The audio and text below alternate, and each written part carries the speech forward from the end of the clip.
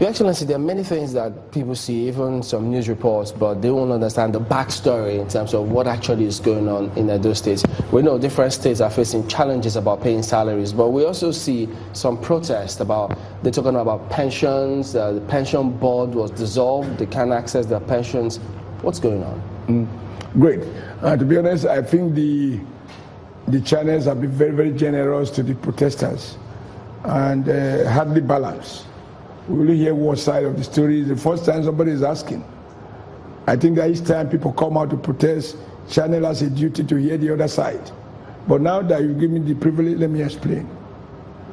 First, I believe that pension should be paid as I went due. Even the word pension is used as if it's something you pay out of pity.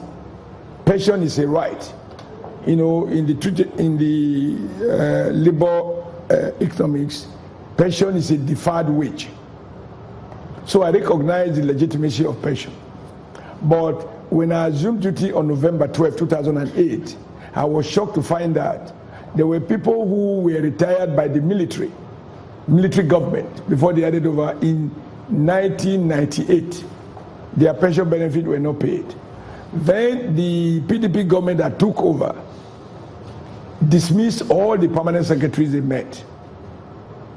None of them got their pension and gratuity. And then in 2000, the same government proceeded to retrench about 7,000 civil servants in one fell swoop because they assumed that they wanted to cut down the cost, cut the wage bill. Now, all of these people retired were neither paid gratuity nor pension.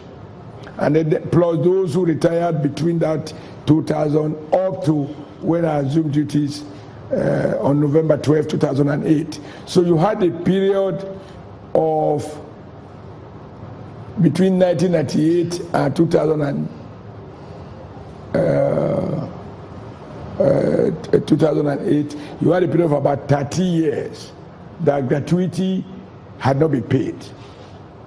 And now what do? My first reaction was to be angry with the unions. That look, how would you have allowed government to retrench over several thousand people and they didn't pay them gratuity? They didn't pay them pension. And of course they complained that they organized their protest, nobody listened. I said, okay, I'm going to start paying those who retire during my tenure. But then as a labor man, but also as a matter of fact, I couldn't really blame the individual pensioner for the fact that, he got himself, he found himself out of job without his pension being paid. And so we decided to say, okay, we don't just have the funds to pay all the 13 months arrears. Because now if you look at the numbers, by November 2008, oil price had crashed to $34 a barrel. Whereas by 2006, when I was campaigning, oil price had peaked to $140 a barrel. So the basis of some of my assumptions and promises had been eroded. And so on the one hand, I was battling to ensure that Edo State does not default in the payment of salaries, and I said now working out how to deal with this backlog of arrears.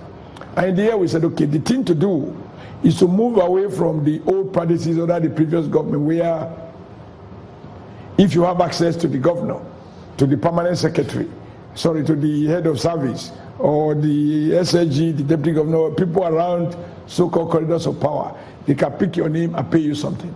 Now, that meant that people who retire for 10 years may not have been paid. The guy who retired 2 months ago might get his pay, depending on who he knows in government.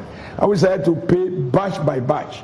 Now, as we speak, we've cleared all the pension arrears from 1998, 1999, 2000, up to 2011. We are now on 2012. If you look at this, we have paid pension arrears of 13 and a half years. But I've been in government for only 7.5 years, which means I have paid arrears for every year. I pay arrears equivalent to 2 years.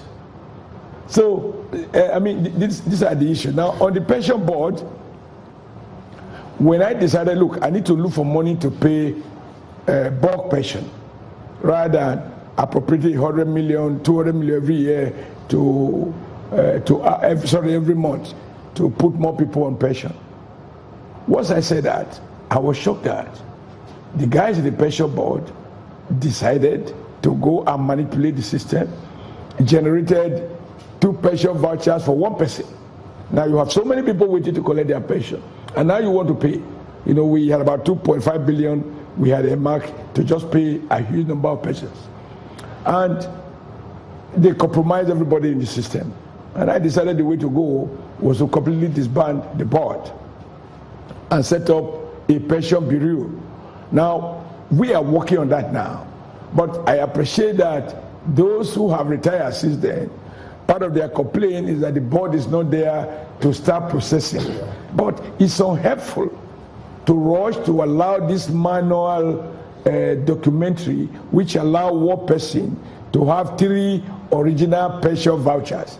He gets the real one, and then those in the pension board collects 2.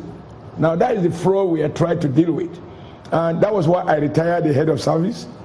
I retired the permanent secretary, and I disbanded the board.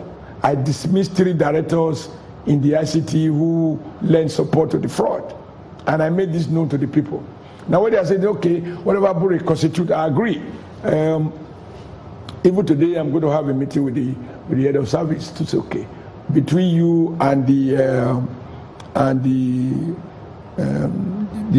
ICT agency, what have you been doing? Because we've already asked them to take over the functions of the pensions board.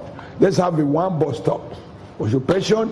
You report there, they check your documentations. We already have cleaned up our payment system such that we move away from manual payroll to a computerized system, which is why today it's difficult for anybody to have ghost workers in Edo State.